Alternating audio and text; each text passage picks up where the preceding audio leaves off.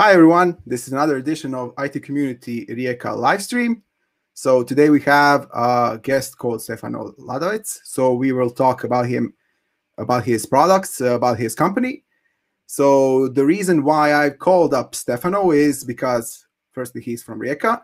And secondly, he made a lot of things and he's not turning 30 anytime soon. So he is doing stuff that kind of connect the old with the new, and we will find out more about all of that while talking to him.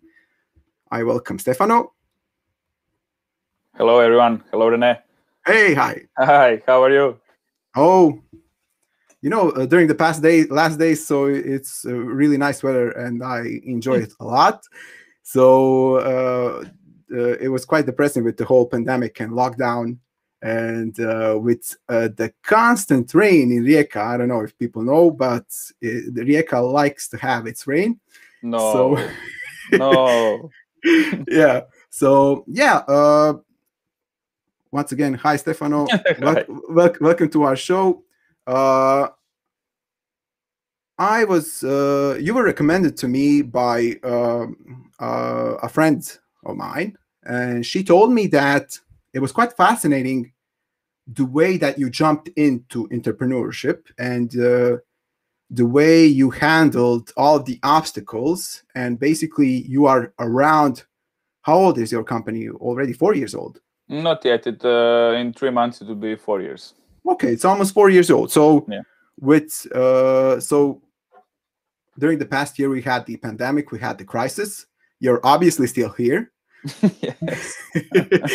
So, it's always great to have people that kind of are brave enough to jump right in, to have that audacity to just jump right in and to be brave enough to start something new. So I like to have these people and talk to them, and I would like to get into your mind and see what happened to you, what happened to the whole process, and what was going on, and how did you get about on creating this product called outdoor smart showers. What made it happen? How did you come up with that idea? Where were you working at the time? What happened? Can you give us a little introduction? Yes, of course. First of all, it's my pleasure to be here with you, and it's my pleasure to share this story with everyone who will be watching. So I started this around 4 years ago. I basically just finished college in Rijeka, and I got my first job in Hotel Millennium in Opatija. And one day, me with my friends, we were at my house, just a regular evening, and we were talking what can we do in our lives.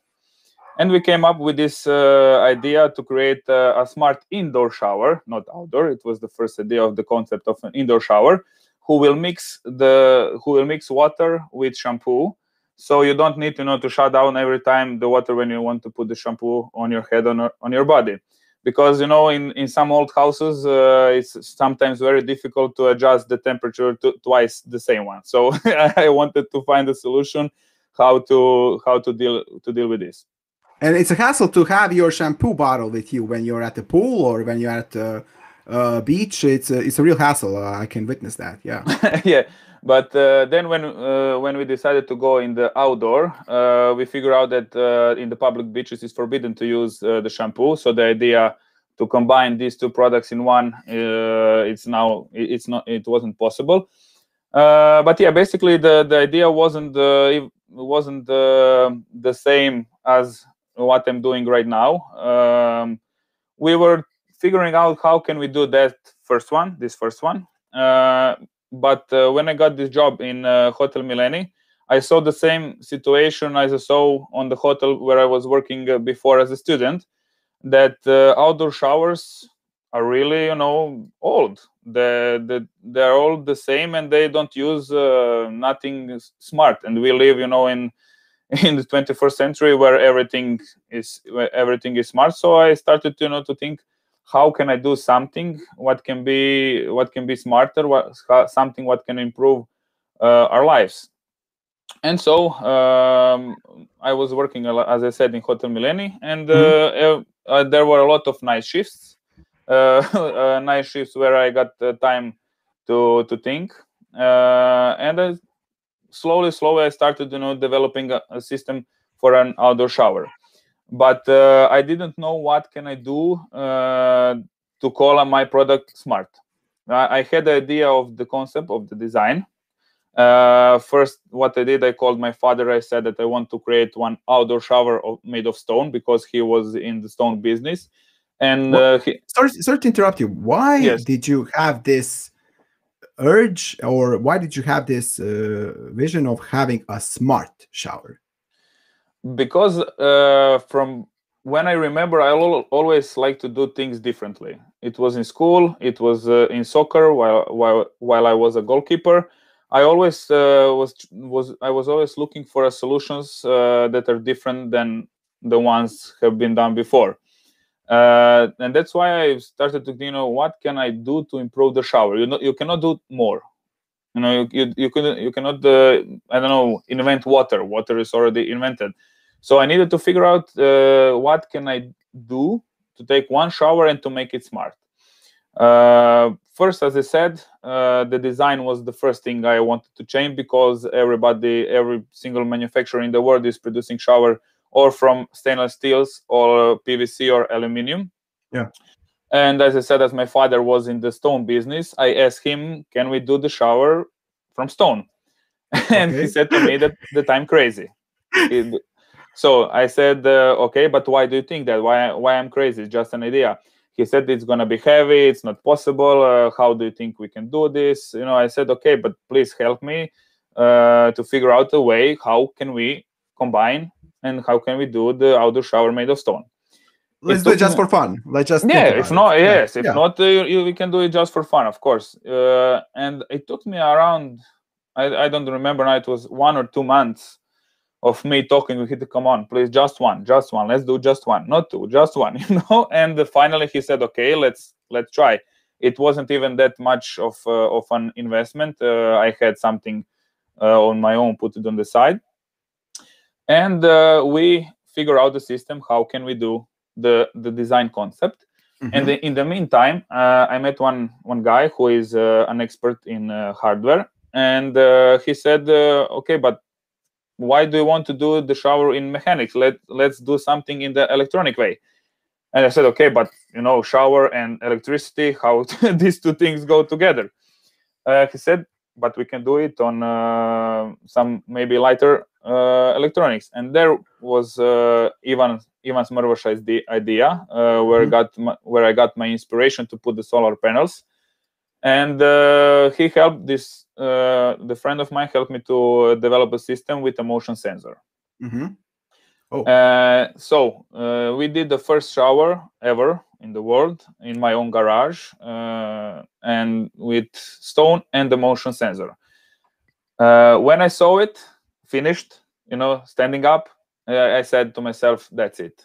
Okay, that's the product I want. That's something what I want to do. My father felt in love in it, who was, no, this it's not possible. We cannot do it. But when he saw it, he said to me, my son, you did much more than just a shower. You created the sculpture, and you will see, you will do something which will change the things when we are talking about outdoor showers. So you made quite a simple first concept. It was just like you had a motion sensor, and when someone arrived at the shower, it started sprinkling water on the person. Is that correct? Yes, it's simple to say it, but it wasn't that simple to develop it. There are a lot of motion sensors on the market, a lot of them. And actually, the first solution what we did around 4 years ago, it's nothing compared to what we are doing today. We actually spent the last 12 months to developing a new shower with 2 motion sensors with completely different technology inside, because the one which we did on the first, it was just a prototype. It wasn't it wasn't for use. We used it maybe a few times, and then it stopped working. So it's when I'm speaking to someone, oh, everybody say, yes, shower with motion sensor, that's nothing more, but that's nothing special. But believe me, there is a lot going on inside of the shower before actually the water can come out. Yeah, so we had on the talk before Slaven Damjanovic. He is also had developed. He's a person from Split, from Dalmatia, and he had also developed some IoT devices for the agriculture. And he also shared something similar, like you did. Like when you place something outside in the outdoor conditions, different things apply. So it tends to rust. It tends to moisture gets into it. I only presume with showers where you practically invite water to sprinkle all over it. It's a much complex. It's a complex task to do it. I can only imagine. So you were a business major, and you did. So you finished college. Yes. And going from that, I'm doing business, I'm doing sales, to okay, right now I'm fiddling around the wires and helping the hardware guy implement something. How did that go? What was your change in mindset? How did that went? Actually, I can never be thankful enough to my grandfather and my parents to push me to go on the college, because before going on the college, I was the guy working with hands, and I was always with my grandfather, helping him with. He is actually doing how can I explain? He is doing the service for the big machines who are used to cut the stone. Okay. Yeah. So as a small child, I was always with him, helping him to do the service. So it wasn't that hard to shift my mindset. But I'm thankful that I went on college, because I met some people who changed my mindset to become an entrepreneur, to become a businessman, who showed me that I can do things in life which I never could dream of before, because my mindset was, I can never achieve something big. I can achieve something better. But I really met some people. One of them is my best friend now. The other one is my girlfriend. So I'm so happy to have people around me who can who can put you up, not to drag you down. So you had your first concept. You had it working. You had this epiphany, and your father had an epiphany, like, wow, this is it. This is going to work. So you had people on board with your vision. And I presume that wasn't the place and time when you said, okay, let's go for it. Let's create the company. When did that decision happen? What was the process? What was going on there? That day was just the moment when I fell in love with the product. That wasn't the day when I decided, okay, I will open the company. I was still working in the hotel. And one night, as a receptionist, I needed to clean, how to say, to remove you have an orange, and to remove the thing around the orange. Yes. The peel. Yes. Peel I was doing. Yes, I needed to do that as a receptionist in the hotel, and I was thinking, okay, I can continue in this way, or I can focus 100% on my vision, on my product, and on my goals. And it was the second. I said, okay, that's it. Next morning, I woke up. I had a free day. Next day, I went again on working, and I called my boss and I said, I'm sorry, but that's it for me. She said, what? It was the middle of the summer, so it wasn't a good position for them to lose someone on the reception. But I said, I'm sorry, I have something on my own for more than 1 month, and I want to open a company, and I want to go in my way. From this point of view, now it wasn't the best decision at that moment. I can be honest, because I had zero experience, zero contacts. I think it would be better if I continue working for at least next 6 months, together with having a company, because I would I would know some people. I probably would share some experience, some knowledge with someone. But I went on the hard way a little bit in the beginning. But now I'm still happy because I learned a lot of good things in the beginning days.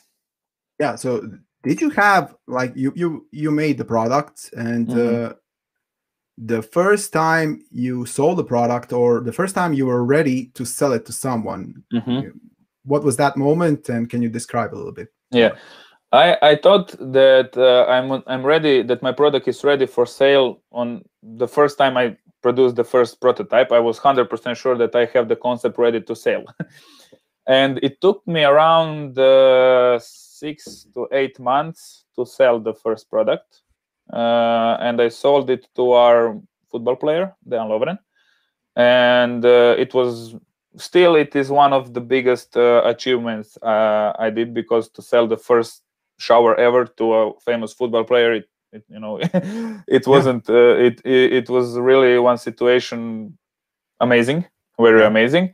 But I need to be honest and say that the first 10, 15 showers for sure were very problematic, and I had personally to go there at least 3 to 4 times. Only on the first one, it's crazy. On the first one, which is in Dejan Lovren's hotel in Novalja, I never, in these 3 years, I never had any service on that shower. Never. It worked perfectly. Yes, and actually in the first 2 ones, never. Later, I don't know what happened. We changed something in the manufacturing process. In the manufacturer was me and my grandfather. We were not, it wasn't a big company, but we changed something which caused some problems after, but we fixed that. And I can say that 6 months ago was the day when we finally developed a product which can be sold anywhere in the world. Before that, they were all prototypes, not finished products. So I'm very happy, from one side happy, from another not so, that we didn't go big before, because then we would had a lot of problems with the products, because go on. The product. Yeah, go on. Yeah, so the thing that I was going to ask is, so the whole development process is obviously painful. So you have every time you develop some product, it breaks down at first. So obviously the first one you built didn't break down, which is kind of a blessing. So it's a good sign of a beginning of a company.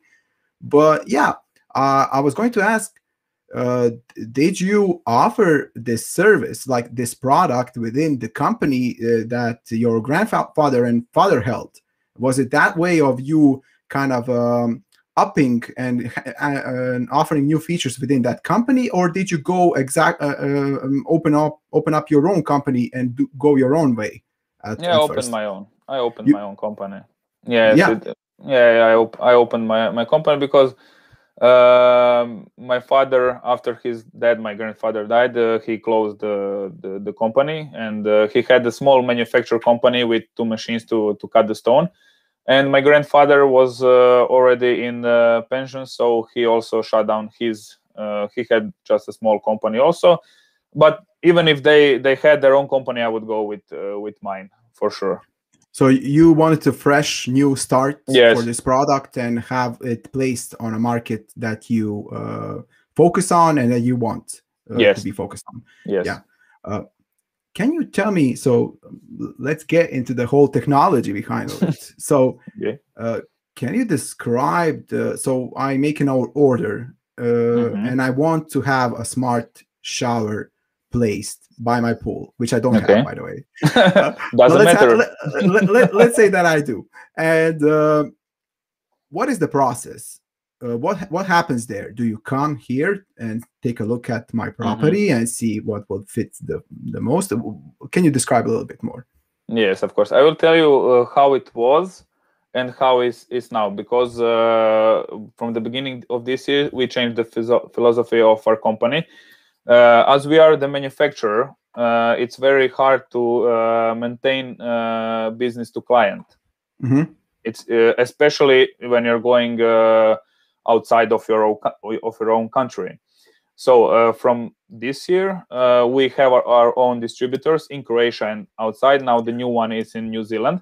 So let's say if you contact me from Rijeka, I would forward you to our partner, to our distributor in Rijeka, and he would be the one who would come on your house and to discuss with you what you want, and then he would place an order to us, and we would manufacture the shower, and he is in charge for installation and some maintenance if it be needed.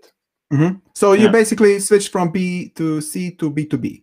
Yes, completely B2B. And I need to say something. I saw, I think it was 1 month ago on LinkedIn, someone said we are not B2B, we are not B2C, we are H to H, human to human. So that's something what I fell in love with that, because we are always human to human. Doesn't matter is it B2B or B2C.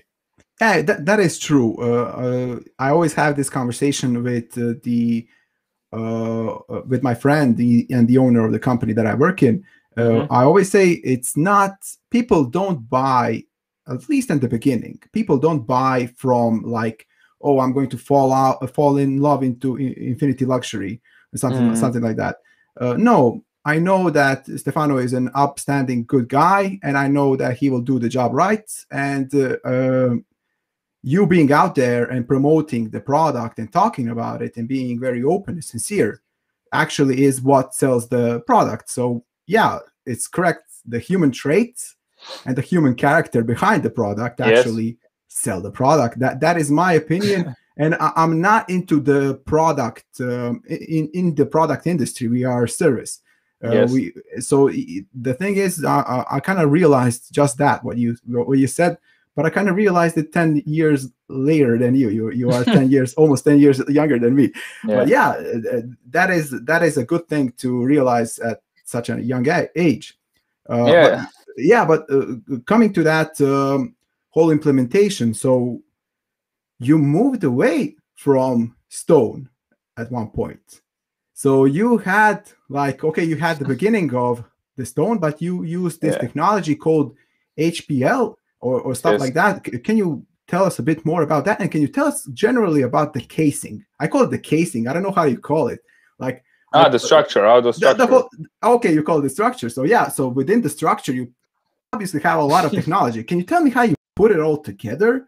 What happens there? How do you implement the tech inside of it? How do you test it out? When do you close it for good? What happens there? I cannot tell you everything. Then you can produce it. Okay, yeah. Tell us the good parts. I'm just kidding. Actually, we protected our design, so we are in the finishing of the documentation. So we protected what we did. I started with stone because, as I said, my family was in stone business. But stone it's one of the most durable materials. It's very unique. It's very famous in the world.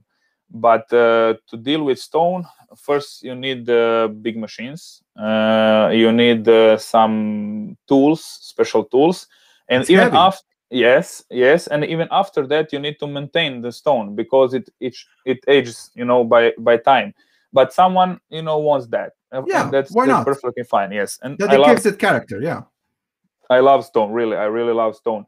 But from the day when I started to think, okay, one day I want to export my products, I was thinking, how the hell I'm gonna, export a product whose weight is around 350 kilos. It's not easy to do it in Croatia, and how we're gonna do it to ship it outside of Croatia. We ship it. We ship also stone showers. It's not a big deal. It's pretty much the same. But I wanted to have something else, because you have sometimes projects where it's very hard to bring the shower up, And then I was thinking how to change it, which material can I use, and I still remain in the how to say, in this different area of outdoor showers. I didn't want to use steel because then I'm in the same field as anybody else. And then we came up with the HPL, which is still a little bit unknown material in the world. I had to Google it. Yeah, yeah, and that's the only problem of the material. The only problem is that people still don't know a lot about it. But actually, it's one of the best materials you can find on the market, because it's super resistant on all external conditions, on temperatures, on salt, on scratches even. So it's really an amazing material, and it's very light. Comparing with the shower of stone, shower of HPL has around 70 kilos. Oh, everything inside with the whole yes. tech. Yes, that is much. Yes. Yeah, and around 1 year ago, we did one huge step for the company. Maybe the biggest step from the day I opened the company, and that was the day when the manufacturer of ceramics, Marazzi, also found our idea very strange and very nice, and they decided to go with us in the project. And we are producing also showers from ceramics, which they're also much lighter than stone. They don't need any maintenance. And we are very happy that we have these two materials together with natural stone. So we provide actually a solution for customers in which they can little bit express their emotions. So they can show what they like, what they prefer more, natural stone or HPL or ceramics. And that is actually our main intention, what to do in the private sector, to give you the solution to create something which would be an eternal sculpture, in your backyard. That is the intention. And now we are creating another brand, which is called Adaco. This will be the brand only for smart showers. We will do them with HPL and this system of motion sensors. And now I can tell a little bit more what is also inside of the shower. So all the shower has a sub construction. Depends on which material we use. Aluminium is used for ceramics and HPL.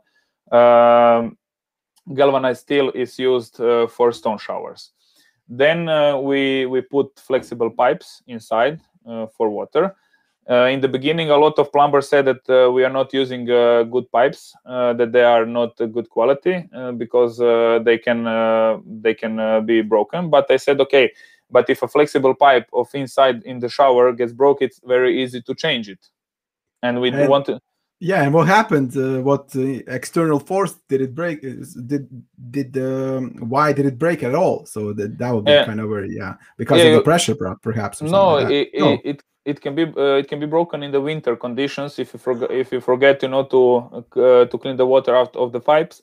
Then it can froze, and then the pipe can break. Yes. But in these 4 years we never had this experience. But even if we did, it's very easy to replace it, and that was also one of our big requirements, so we can produce a shower which can be easily maintained after 5, 10, 15, 20 years. So you don't need to change the whole shower if something inside of it gets broken. So that was really modular, really you took it in the segments, and you have these smaller segments which you can easily maintain. You don't have this big segment that depends on one thing, and if it gets broken, you're done for it. Yeah, from the outside, he's a big segment, but from the inside, he's done in some small pieces. If which one of them gets broken, it can be easily replaced. So the next what we use depends on which model we go, because we have different model also of internal features.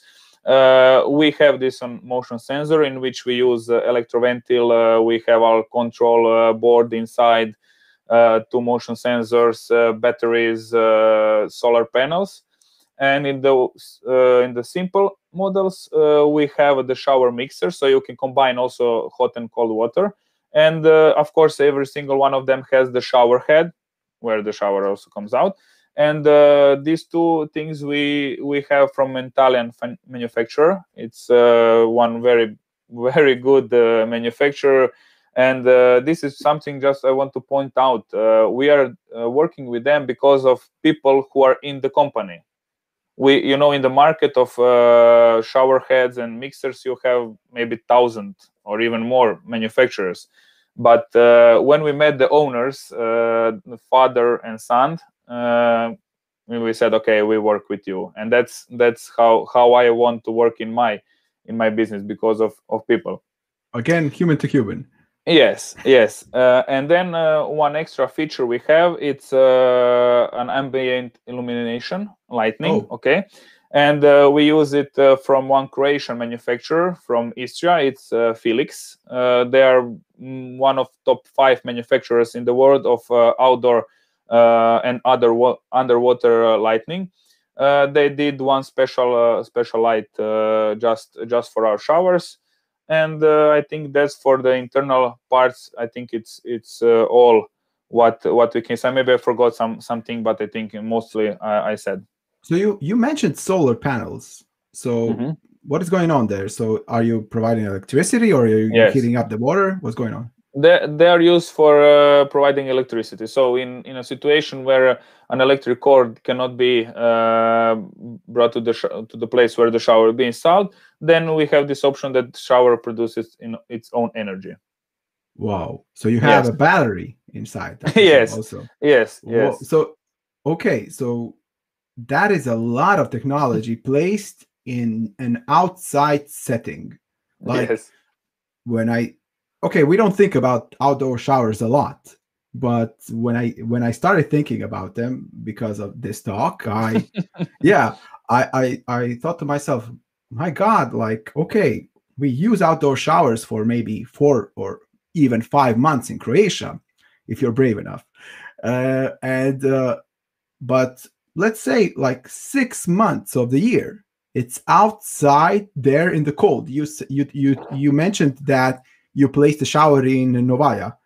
So, okay, anyone that doesn't know, Bura, wind, salt. I think that the whole island of Pag is being showered with salt all year long. How do you?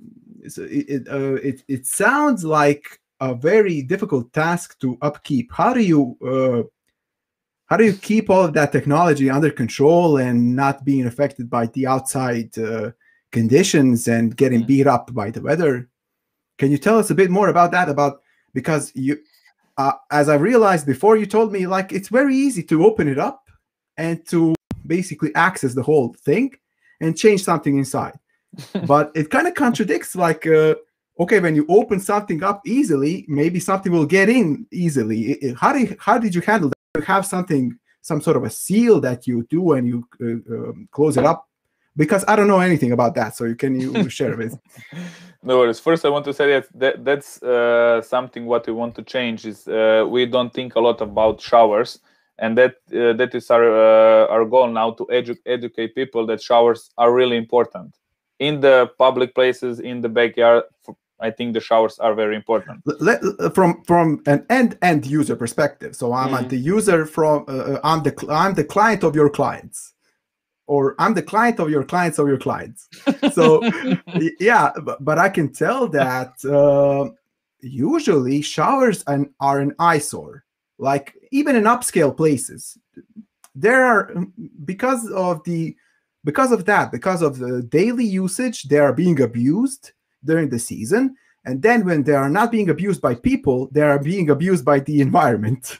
So they are usually an eyesore, and I can completely understand that, because okay, you put some sort of a pipe there, you turn on the faucet and you forget about it. But now with upscale places, with places that have five-star hotels and stuff like that, you would expect that you have some sort of a, in this day and age, in 2020, 2021, you would expect that you have even, I don't know, Wi-Fi access and stuff like that. And infomercials, commercials, and stuff like that when you take a shower. And it is kind of weird that nobody did that before you. So it is weird, but yeah, you were saying about the next step. Yeah, just to answer, to say about this, that is very weird. Actually, it was very weird for me to figure out that I'm the only one in the world manufacturing something like that. We have one partner in China, and she couldn't believe in the beginning that no one in China is producing something similar to us. She spent around one month, let's say, maybe less, maybe more, searching on all possible areas to find something similar to us, and she didn't find nothing. Yeah, and I Googled also, and all that you can find was shower heads that you put in your bathroom. Yeah, that's the top thing. Like, they have some gadgets and stuff like that, or indoor stuff. Yes. Outdoor, I think that nobody dared, because all of the things you mentioned. Yeah, now it sounds scary. It sounds scary. Now I understand why no one there before.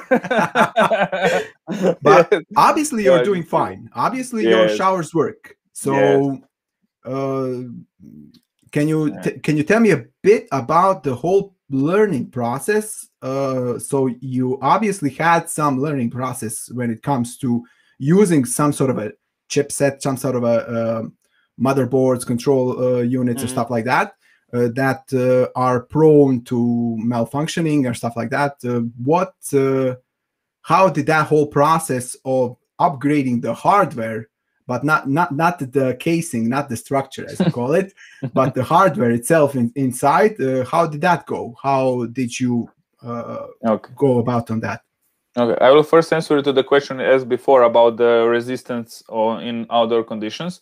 The shower is completely closed from outside, so there is not a single way that the water can come inside of the shower. But even if something extremely happened and the water gets inside of the shower, then the all electricity is in one IP68 box, which also it's resistant. It cannot allow the water to come in. So we 68 is practically that you can go underwater with it. Yes. Yeah. Mm-hmm. Yeah. So we have these two service doors, but when they close, they are completely. Also they close the how to say the possibility to leave the water enter inside. To answer the other question about the hardware and software, how it developed. Actually developed, it started to develop in 2019, by the end of the year, when we received the EU funds. It was around 1.2 million kuna, non-refundable. And I got the opportunity to finally get some employees with me, because almost 2 years I did mostly on my own with the help of my grandfather, father, and my friends. So finally we came to the position when I can employ someone who knows more about electronics than I do. And from 2019, and by the end of the year, as I said, it's now around 12 months, a little bit more. We changed everything inside. I have two of them working on the system, both software and hardware. So they are, completely in charge on the R&D or on the R&D field. I must be honest and say that I'm not an expert in the R&D. As I said to you before, I'm more the guy who likes, to meet new people and to do sales or to create new products. This is the most time I spend on. So all the stuff we used before, now it's at least 10 times better than it was in the beginning. Because before I would go on Alibaba or AliExpress, I need sensor, okay, buy one sensor. I need this, buy this. I would purchase finished solutions, but the finished solutions are not for commercial use. They are they're not customized for your special needs. Yes. So the Marin and David, they are in charge for hardware and software. I hope by the end of this year. We will have at least 2 more people in the R&D. This is the intention for this year. Excellent. So you mentioned sales. And I noticed while I was stalking you, while I did preparations for this interview, Yes. I noticed we connected obviously on LinkedIn, and I noticed that you have this very good approach when it comes to possibly getting new clients.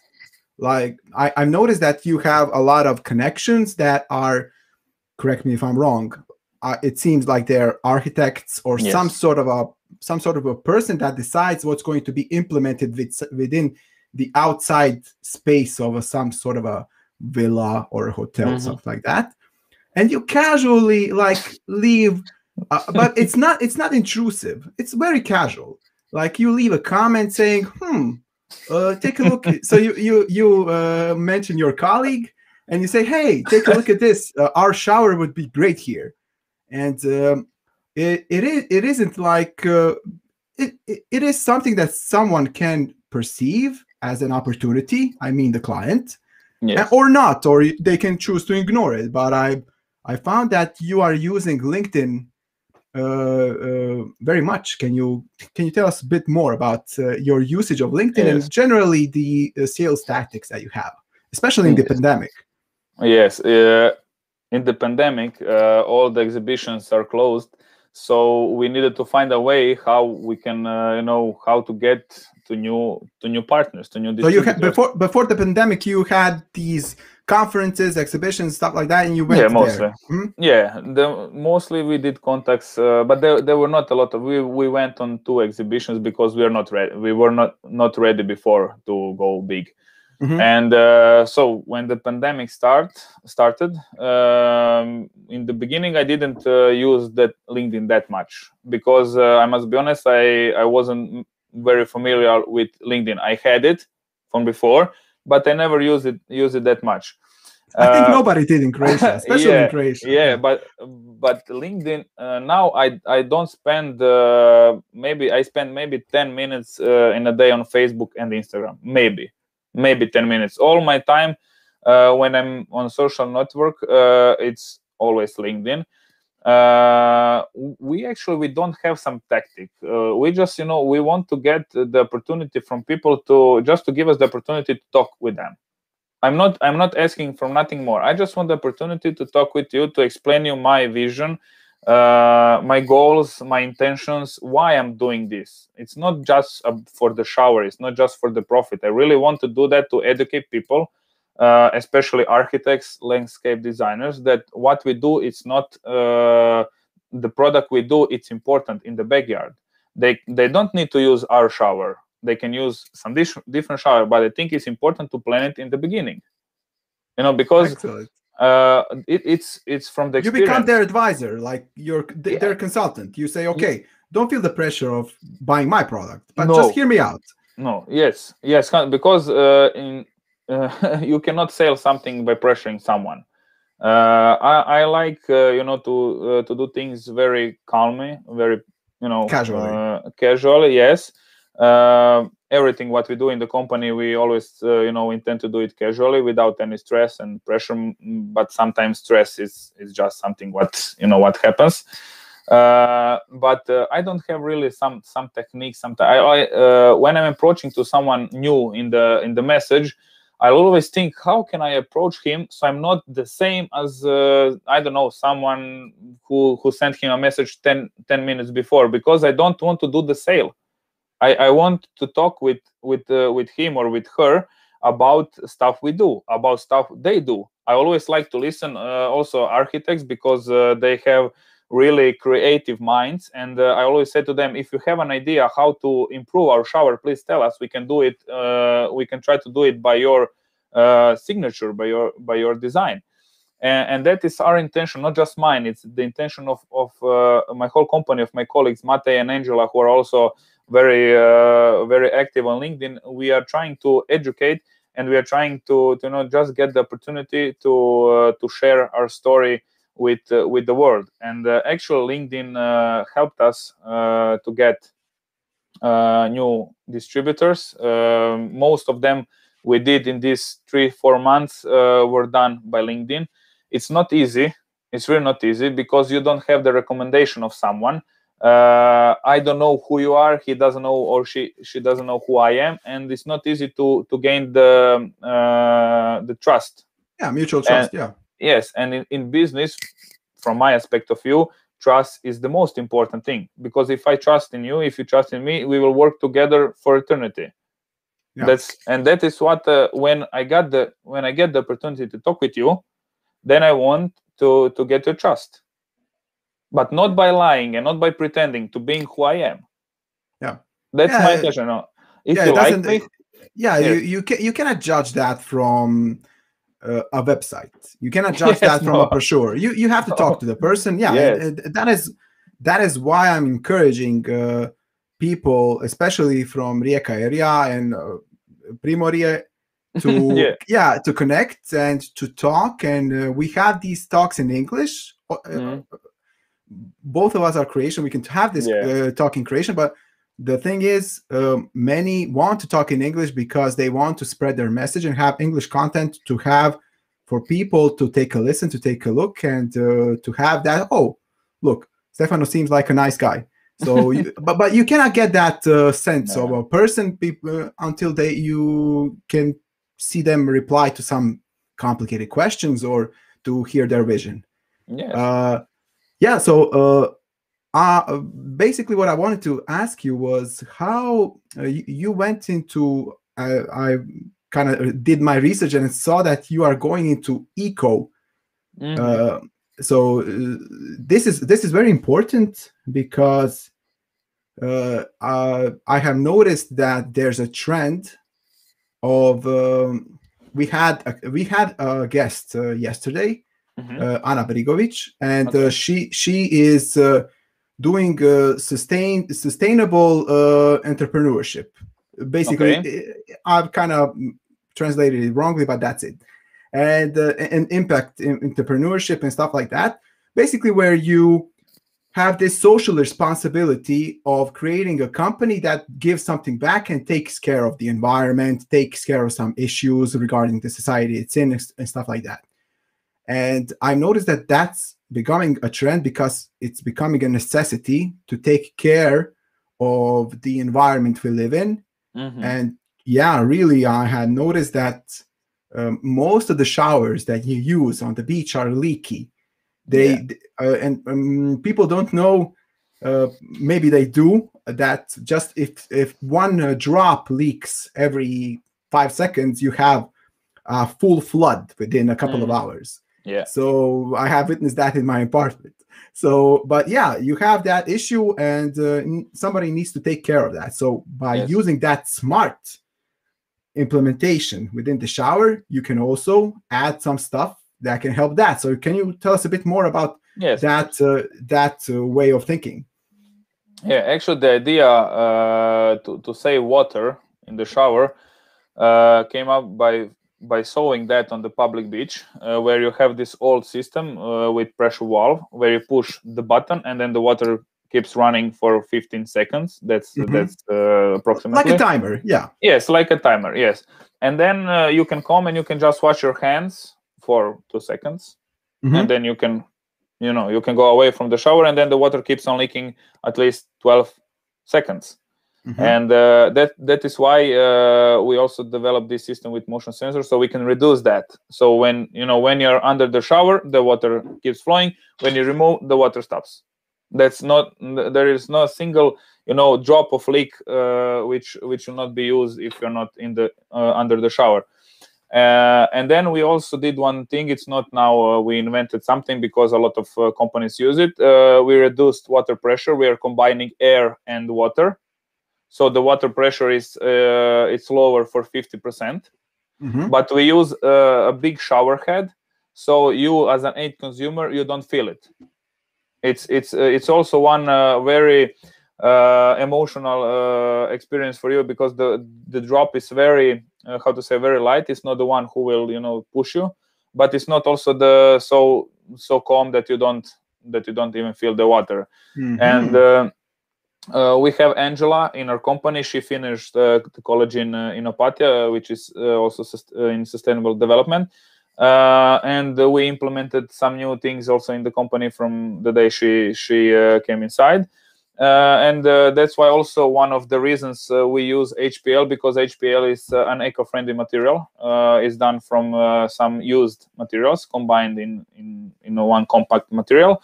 I think really that we need to show as a company, me as an CEO, that we can really change the world by starting with first step from each person.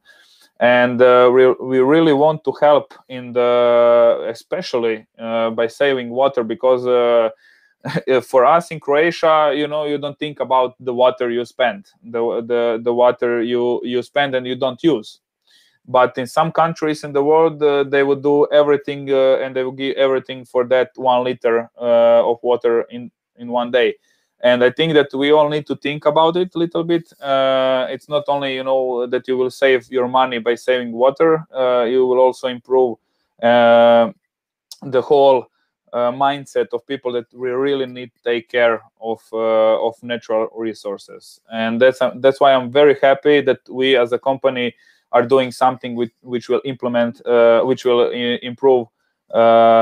people's life. I'm very happy, really very happy about that. So a lot of times in Croatia we tend to kind of complain because 25% of the BDP comes, or GDP comes from the tourism. Yes, and we can always have, like, I can see your company being the exact thing that we should focus on in Croatia. Like, okay, we have tourism. Let's use it to our advantage. You had this role in tourism, you yourself as a person, you were a receptionist, and you used that knowledge and used all of the insights you got to basically connect two ideas: shower heads, so not shower heads, but outside showers, and the thing and the business that your father and grandfather had. So I think that we could all learn a lesson here about having these industries that surround tourism that aren't low tech, that are high tech. I'm not saying low tech is bad, but of course. But basically you can have a lot of things built around tourism, which is a high-end product. So it is a good way of basically having this very dependent country. Croatia is a very dependent country on tourism, and having this advantage used as to build a company. So that is pretty cool. Can you tell me a bit more about the future of the company, or how do you see your future? So basically this pandemic will end. Hopefully we are getting vaccines, things are looking up. I'm quite sure that this tourism season in Croatia will also pick up because of the vaccines, because of all the special passports that people will get. How do you see your company evolve in the next 5, 6, 7 years? My goal is first of all to have a company in some future, in some 5 to 10 years, of at least 40 employees. That's my first goal. We have now ready 2 products which will be launched or in this year or in 2000. This year will be launched, but they will be ready to sell in 2022. The future of my company, for me, it's very important, to bring something new every single year. That's my main focus. To bring some new product every single year, and to give the opportunity to more employees, to come to work in my company. Because you mean new features on your existing product, or also but yes, product. So you have some plans on building stuff that aren't outdoor showers. You have plans on building other products. Oh, okay, cool. Yes. Actually, 3 of them. Yes, three of excellent. them. Yes. And I really hope that they're gonna be finished this year, but it's really hard sometimes to say, okay, they will be 100% finished this year, ready to sell, because in the process of developing a product, you find some small problems which you need to take care of, and you think, okay, I will take care of it in 1 week, and then then 2 months pass by and you didn't take care of the problem, because It stretches out. Yeah. Yeah, and also we are still a startup company, let's say like that, and sometimes the financial situation doesn't allow you to develop as much as you want. I said I'm very open and honest how the situation is in the company. We are really growing, really do, and we are opening a lot of new markets. We started last year during the pandemic and everything. 2020 was the best year so far for me and for my company. We have now one thing going on which I still don't speak about. It's one very big thing, and it will be finished in I think 2 weeks, 2 to 3 weeks. So it's gonna be one very big news coming from us.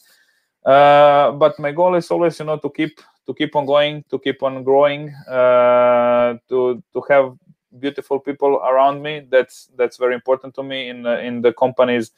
How to say, our policy, it's that you need to be on the same mindset as we are if you want to work with us, because I'm a very sometimes very hard to work with. I must be honest and say that because I always want to do something more, and it's not always easy to share the same mindset and the same feeling to others, because my head is sometimes in 100 different places, and in 1 second I want to do this, and second I want to do that, and that's why I'm not the normal average CEO. I'm more an innovator, and as I said before, a salesperson. But I have people in my company who who show me in which way I need to focus, and they know how to calm me down, and to be we need to now calm down and see how we're going to do the business plan and plans for the next year and the year after. Let's focus on the present. Yes, because I'm really a person who looks a lot of in the future and what we can create for tomorrow. But sometimes it's really important to be present in the moment, and that's something what I'm working on from some time to to be present in the moment, and then slowly continuing the growth. And I see the results. Of this method, so as I said, I think really that our future it's very bright, and I think we will manage, to get to this first goal of 40 employees in 5 to 10 years. That's the first goal. Yeah, I used to work for a company which had a co-founder, which basically said something similar that you said right now. So that is always a good indication. That's a very successful company right now. And he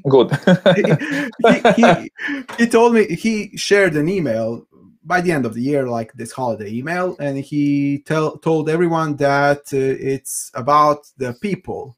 Yes, it isn't about the service, the product. We could be selling mattresses, but the people that surround this company that are around this company are the ones that are doing the miracle work.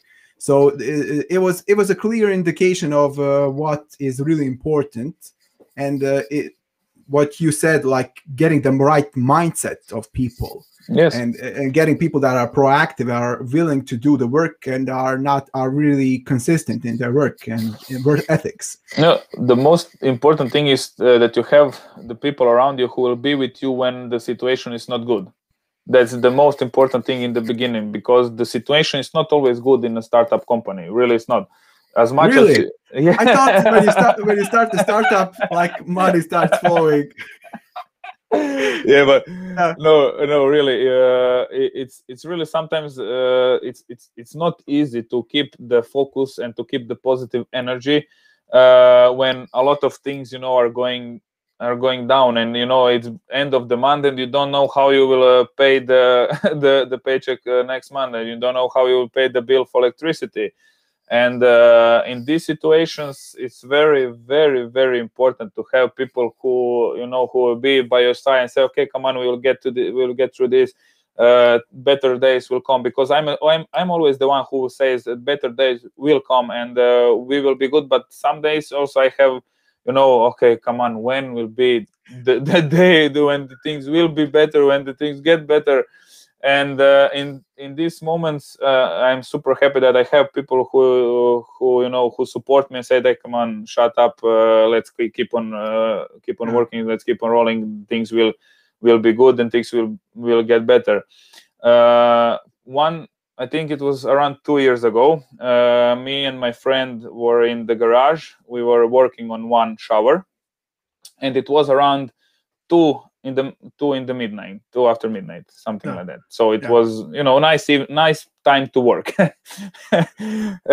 And we were finishing the shower, and in the moment when we started to turn it around, one part started to falling down, and I managed to to take it without getting it without breaking it. But the problem was that the next day in the morning we needed to deliver the shower, and usually it takes time for the glue to dry. To dry, yes. And I said, okay, that's it. I'm quitting, because I had few days before of some bad things. I said, that's it. I'm quitting. I cannot do this anymore. The universe is telling me to give up. Yeah, enough. And he said to me, "Oh, come on, what are you complaining?" I said, "But the last year, I'm working. But and you see what happens in the 2 in the morning. I'm working still, and the part gets down." And he said to me, "My friend, there are a lot of things that are worse in your life than this in this moment here. So please stop complaining and let's finish this shower, and in the morning you will deliver it." And that was one of the moments in my life when I figured out, okay, there will be bad moments in your life, but there is always something good ahead of you. And I'm really thankful for him. He's a very important person in my life.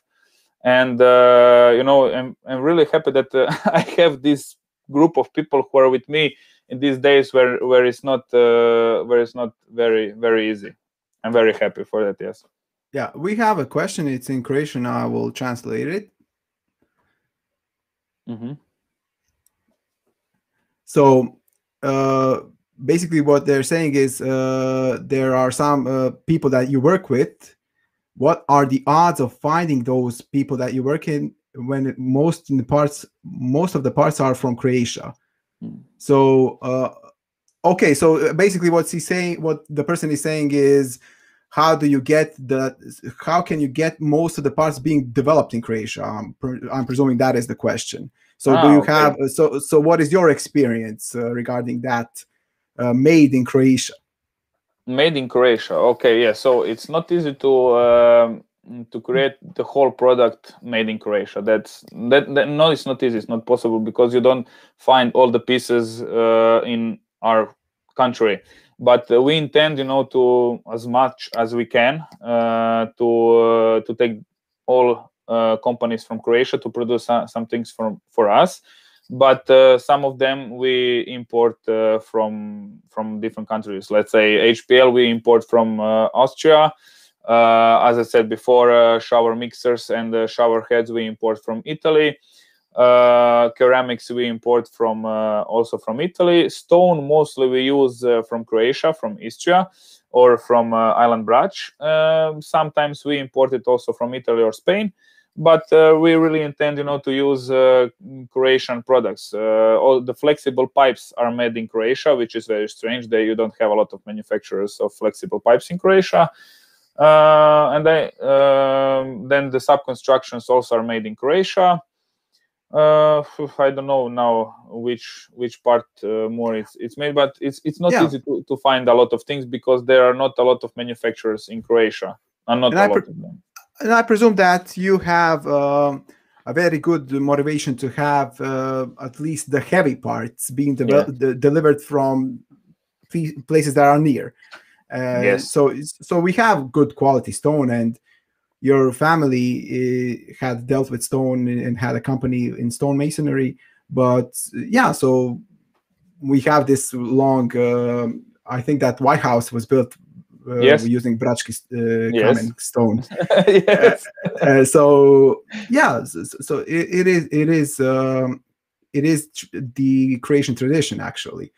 Yes, I had one business weekend with these partners from Istria who are producing the lightning, and we were talking on the coffee, and we said there are not a lot of manufacturers in Croatia, and we were thinking about how to motivate people to start manufacturing, because I think that's the very big value of a country. If you have a lot of manufacturers, you can see now Rimac, who is started, who is getting bigger and bigger every day. Also, Ivan from Solin, who did his company, also he started the similar age as me.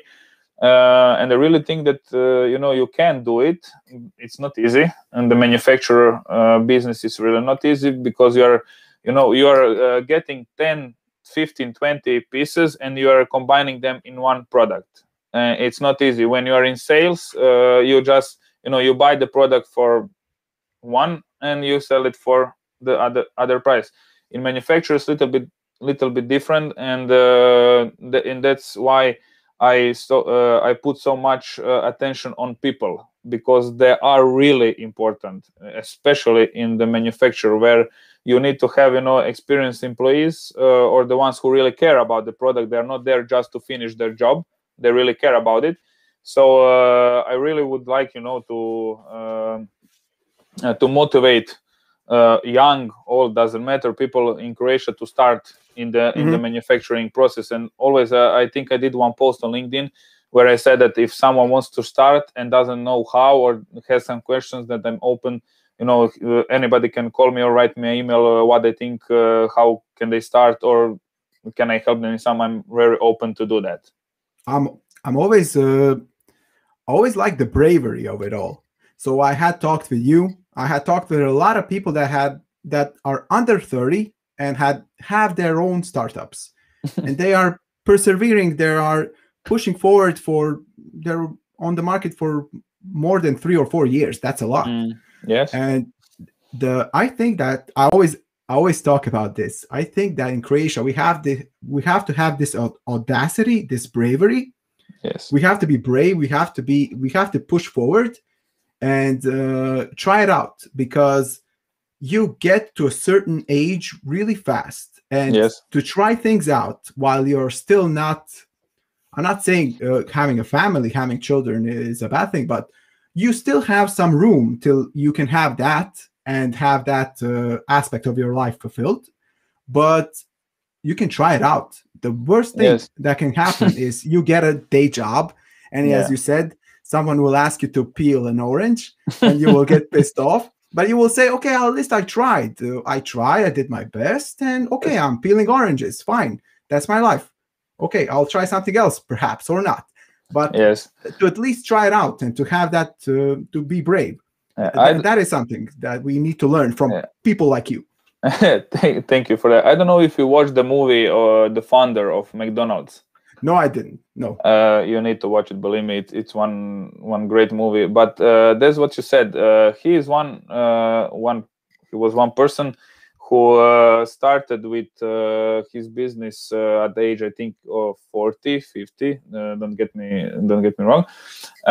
He started first with one product, and nothing happened. Then he had second product, nothing happened. Third, fourth, fifth, and his wife told him, "Oh, come on, when will you quit? You had this, you had that, you had this, but enough." And then that day happened when he saw McDonald's.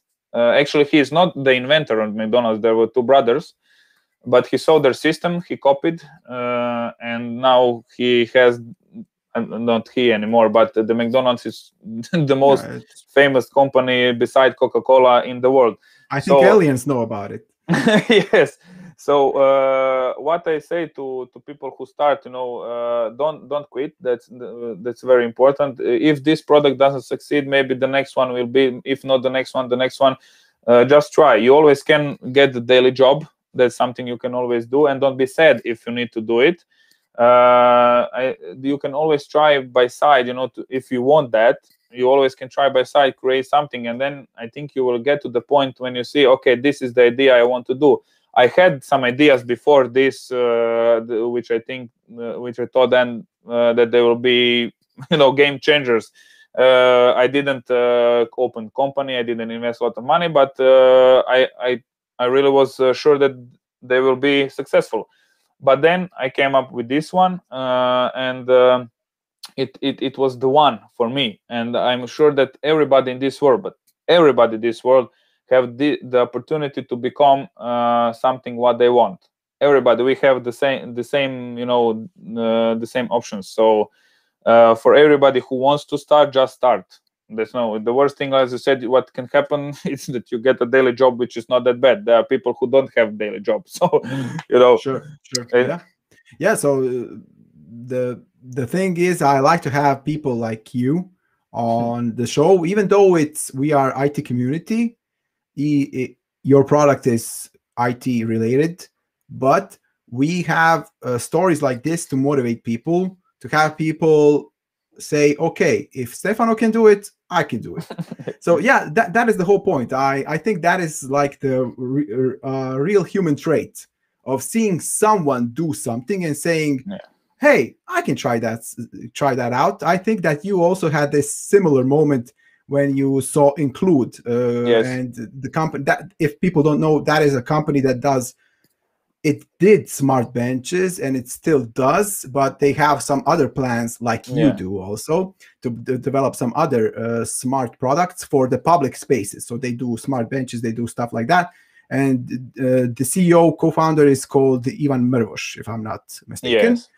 And yeah, it is these people, these type of personalities come up and they practically lead the way for others. They say, others say, hey, if Stefano, if Ivan can do it, then I can do it. Yeah. So go on. I think that Ivan doesn't know how many times he motivated me, really, because he's, I think, 1 year older than me, or even the same age. He started before. He started, I think, he was 18, something like that. I started when I was 22. But no, I'm seeing him now. He has a company of 40 employees. He's exporting in 55 countries. And I'm thinking sometimes when I'm down, when I think I cannot do it, then I see him and say, okay, with all due respect, of course, but I can do it also. I just need to find a way how. I need to find the right people, but I can do it. So it's very good to have someone in your life. You don't even have to know him. I met Ivan, but you don't even have to know the person that can motivate you to go. Yeah. You have. I call them. You can have these virtual mentors. I had a couple of these virtual mentors that are from Croatia, and they can be from abroad. Some people find comfort and find motivation in Gary Vee. Some people find, but it does. If to the outside, to the person outside of the whole whole thing, it seems kind of corny. It seems kind of worn out. The statement that Gary Vee sometimes says. We make jokes. There are jokes about Gary Vee. Obviously, sometimes there are some things that I would call, especially me in my mid-30s, some things simply do not apply to me anymore. So I cannot have the same approach as Gary Vee suggests that I or you do. So it applies to the people that are trying to do their best right now and are still within their in the very beginning of their life and their career. So I think it's very important to find this mentor, let's say like the virtual mentor, who applies for you. If let's say you mentioned Gary Vee, if Gary Vee is okay for me, it doesn't have to be that he will be okay with you. And also I think it's very, very important to have a mentor privately in the company. We have it, and someone can change really in very short time your mindset and a lot of things in the company because of its experience. I'm 26 now. I'm doing this for almost 4 years, so you can imagine how much experience I have. Of course I have something, but I'm still way behind someone who is in 40s 50s running their company for 20-30 years. So I'm always trying to find people in this age with similar mindset as mine, and to learn from them. with most of them I became friends. And that's also one beauty of business, because you have so much friends and so much people in Croatia or even outside. So I think it's very important to have someone who will, push you a little bit in the days when maybe you don't see the exit of the situation. So, Stefan, I want to cover, before we end, I want to cover one or two things with you again. Yeah, of course. So, I've noticed, so I had this problem. So young people in general have this issue with money. So when you have money, you tend to spend it. You tend to show that you have cash. You tend to take your friends out or stuff like that, or to buy a car that you actually cannot afford and stuff like that. So I think that there's a lesson to be learned here, in a sense of having this way of handling these, let's call it emotions, or these instincts. So how did you handle that? Because obviously you did handle it, because you're now in a situation that you didn't go and spend your first money earned on something that isn't going to be useful for the company. As you mentioned before, when we started talking before this interview, you invest every dime, every cent into your company, back into your company. Yes. So can you tell us a bit more? So I think maybe it sounds superficial, the question, but I think it's very important to have that mindset. Can you tell me a bit more about that? Yeah, it's very simple. I'm looking at my company as it is my baby. So I need to invest in my baby, in my child, how to say. Yeah. So in 10 to 15 years, it can work by itself. That's why. But even after, I think I will always put my money back in the company, or maybe in some other companies. I have some other ideas for other companies also. But that's the I figure out very soon, very in the very beginning. From 4 years now, when I started, I'm driving a car, normal one, smart car actually. I never thought to buy myself something for now. Of course, I want it, but it's not the deal now. I would rather buy one new machine or something, invest in some development. Because of this, as I said, because of this view, how I'm looking at my company, that it's just now one baby which needs to grow, and I need to be the one for him, for her here. So later the company can be here for me, and that's the way I look at things. That's why from my wage, I always, I cut it in half. One half I return in the company, the other half I use for myself. I think it's no more to say from my side for this. It's just the way of perspective. So you're looking into the future. You're constantly looking always, into the future, always, and saying, all right, always. If I spend 2,000 kunas now, yes, I will spend 2,000 kunas, but if I reinvest it, these 2,000 kunas will become 2,000 euros within 6 months. So it doesn't make sense for me to spend that much money right now on quote unquote stupid things. Yeah, of course. Yeah. I also sometimes, I cannot say, I also sometimes spend, I like also to go with my friends on some, or with my girl on some trips. I am not the one, only in the house, only working, only on the computer, only working. No, I think that's not the point of life, to be only working. I like to enjoy my life. But I rather, put the money in some dinners or something like that. I'm not having now the car I want. Which maybe I could afford, but I would rather now spend on some things, as I said, and invest in the company, because sooner or later it will be worth it. It's already worth for me. I'm doing all of this because of me, because I want to create something. The money is just something what comes and goes. If your ultimate goal it's only to earn money, then you will be finished before you start. Because if you start from zero, if money is your only motivator, then I think it's not gonna be very good. But if you're doing for some bigger cause, if you're doing for yourself, then all the other things slowly, start to fall in place. Yeah.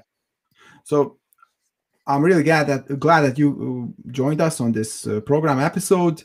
I invite all of the viewers to, if you have some questions for Stefano, go ahead, go on the website, go on his LinkedIn profile, contact him. He already shared that he's open to helping out people, especially the ones that are interested in building something of their own. So creating this ecosystem of helping each other is the whole point of this IT community. It's called IT community, but we help. We are very much in need of helping each other, no matter what sector we are in. And that is my perspective of things. And thank you, Stefano, for being a part of this talk and for answering all the questions. See you tomorrow. Bye. Bye. Thank you once